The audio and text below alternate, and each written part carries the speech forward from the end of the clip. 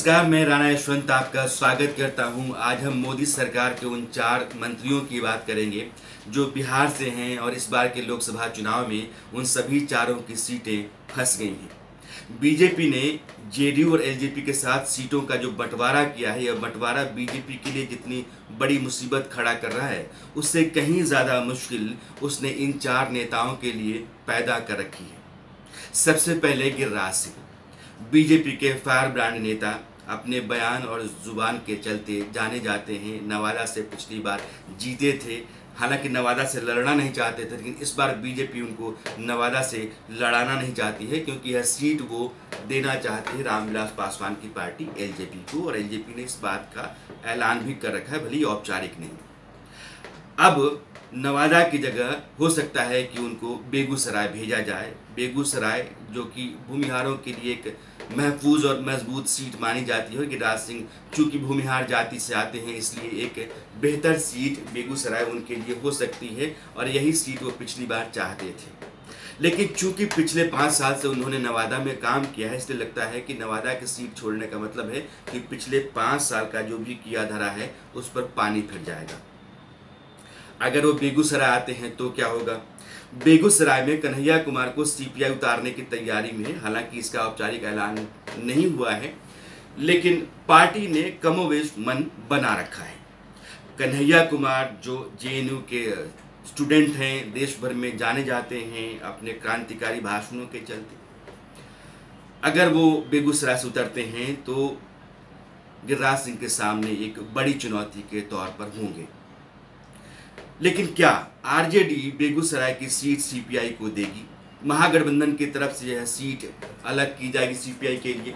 इस बात की संभावना बहुत कम है क्योंकि पिछली बार आरजेडी के जो उम्मीदवार बेगूसराय से थे, तनवीर हसन, उन्होंने लगभग 3,59,000 के आसपास वोट हासिल किए थे और सीपीआई के जो उम्मीदवार थे शत्रुघ्न सिन्हा, उनको 2 लाख के आसपास वोट मिला था और वोटों के इस बंटवारे का फायदा बीजेपी को मिल गया था और भोला सिंह बीजेपी के उम्मीदवार के तौर पर यहाँ से जीत गए थे। उनका पिछली बार निधन हो गया था, इसलिए सीट खाली है गिरिराज सिंह को, इसी वजह से वहाँ शिफ्ट करना बीजेपी के लिए आसान है।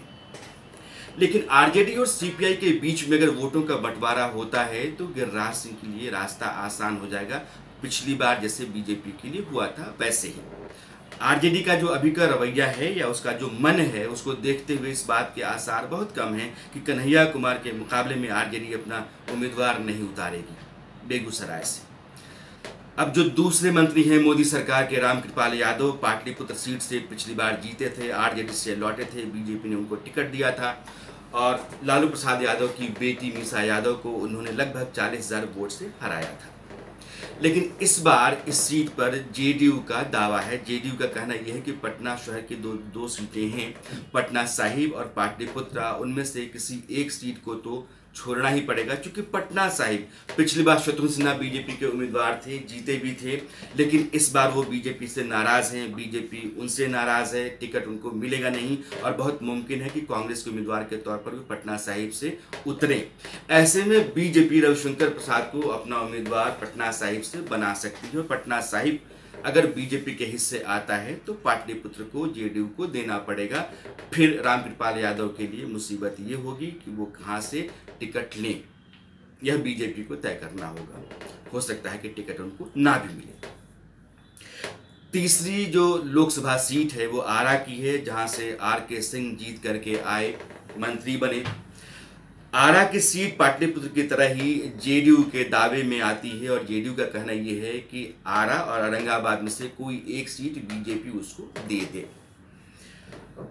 औरंगाबाद से पिछली बार सुशील सिंह जीत करके बीजेपी के टिकट पर आए थे, हालांकि वो जेडीयू के नेता हैं। 2009 में जेडीयू के टिकट पर ही वो चुनाव जीते थे, लेकिन 2014 में वो बीजेपी के उम्मीदवार के तौर पर औरंगाबाद से जीते थे।